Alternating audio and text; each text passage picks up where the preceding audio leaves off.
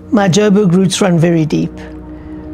I was born at 69 Esalen Street in Hillbrow, Johannesburg. You can see me here as a junior reporter in 1977, and 50 years later, or almost 50 years later, here's my same jersey, exactly the same jersey, and the same beads that I was wearing at the time. I've still got them. This is one of the very early photos of me being bathed. It was in May 1951. I was 2 months old. This is a picture of my mother doing baby gymnastics with me. She used to do baby gymnastics with me every night before my bath. That's my sister, equally lovely, and that's me as a kid. There's my father, that's me, that's my grandfather, that's my grandmother, and that was my cousin. That was my parents on their wedding day. It was the 9th of June 1950. So this is another picture in a place in Johannesburg that was very important to me. It was the newsroom of the Rand Daily Mail. This is my ex-boyfriend, Matt Franjola. He was great fun. He was a pilot. We used to have great times together. Here he was. He also used to love taking photographs. He was a photographer as well. And then I broke up with him and married him. This thing here that no one will recognize today is a telegram. And in the old days, when you wanted to send something to somebody quickly, you sent a telegram. And this is a telegram from my uncle and aunt to my parents, congratulating them on my birth. I love this little sculpture because it says everything one needs to know about making a success of government. And it says it's remarkable what can be accomplished when it doesn't matter who gets the credit. This was the story in which we were trying to reveal that Steve Biko had died of brain damage and not from a hunger strike. And we'd got the pathology reports from Dr. Jonathan Gluckman, who was the family's pathologist, but we had to protect his identity with our lives. Of them was that there was definitely not a hunger strike. And that gave us the opening to start revealing that he'd died of brain damage. This is another place that was very important to me, the University of the Witwatersrand, and there I was on my graduation day. The campus of the University of the Witwatersrand, where I was a student and where I got my degree, it's one of the few places in Joburg that looks prettier today than it did back then. There are these wonderful strelitzia beds on both sides behind me, which weren't there when I was a student, and these beautiful blossoms. If I remember correctly, when I was a Wit student, this was just being constructed. This wasn't part of the original campus. And behind me, we have the wonderful cherry blossoms. In front of me, the Central Recreation Square, the fountain, which is something that wasn't here when I was here. This building behind me is called Princess Place. I believe it's a frail care centre now to look after old people. It used to be the Princess Nursing Home.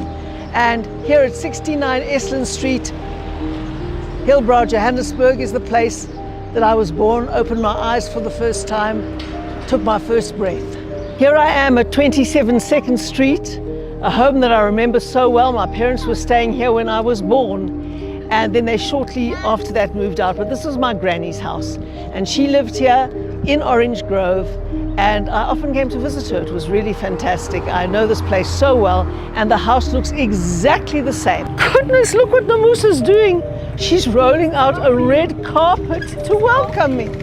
I can't believe it. Look at this. I've never seen anything like it. This is all for you. You're welcome. Namusa. Very lovely to meet you. This is my granny's old home, but I lived here for a little bit, and I often used to come and stay with my granny over weekends and things. So this is like my home. Wow. I still remember how it was. It was exactly like this. There was the stoop, there was the crazy paving, the metal window frames. It was exactly like this. Wow. I would recognize the feeling that I feel walking into this house. It's just as I remember it. Obviously there are new tiles here, but this is a new arch.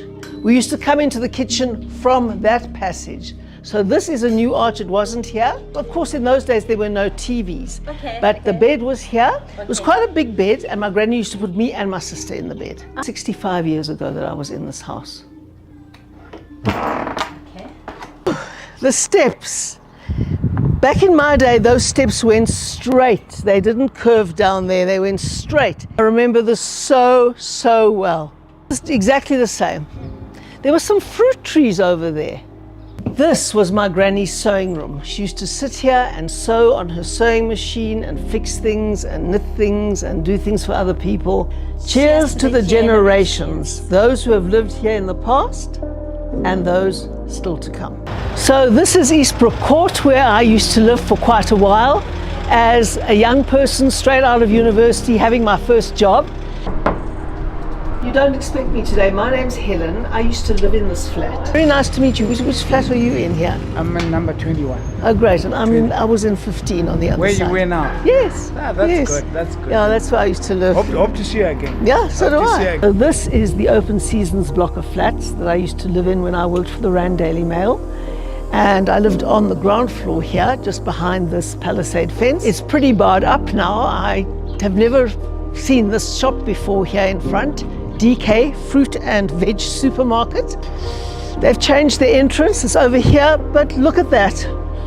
Really unfortunate. These used to be beautiful pavements, a beautiful park. I used to take my little dog for a walk in that park. Welcome to Open Seasons, but it's pretty closed. My name is Helen Ziller. How are you? Nice to see you, Ma. This was my door number.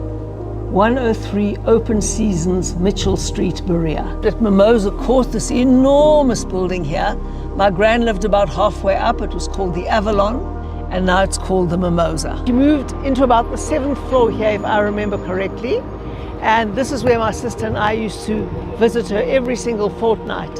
And it was an extraordinarily happy place for us to come. For every problem in Johannesburg, there is a group of dedicated, committed citizens taking hands to address it. And that is inspirational.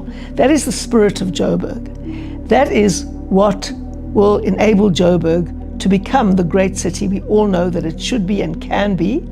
All they need is a facilitative, corruption-free, dedicated, hardworking, committed local government with all of the forces trying to get the best for Joburg.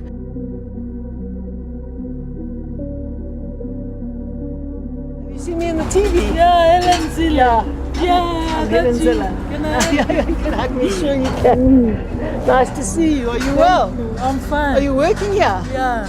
In the middle of a seriously derelict precinct is Davey Street, taken over by the private sector, developed, paved, greened, upgraded. It looks like a different country, let alone the same precinct. And this is the vision that we have to have for Joburg. This is the panorama that captures for me the once beating heart of this wonderful city. The ABSA building, once the South African Associated Newspaper building, where the Rand Daily Mail was housed and I worked every day. Next, the Carlton Centre, the smartest address in town where you had to go to see and be seen. Fantastic place, buzzing with energy. Then the old Herzog Tower, now called the Brixton Tower, where Albert Herzog tried to stop us getting television, but eventually was forced to cave in, and that tower brought us television.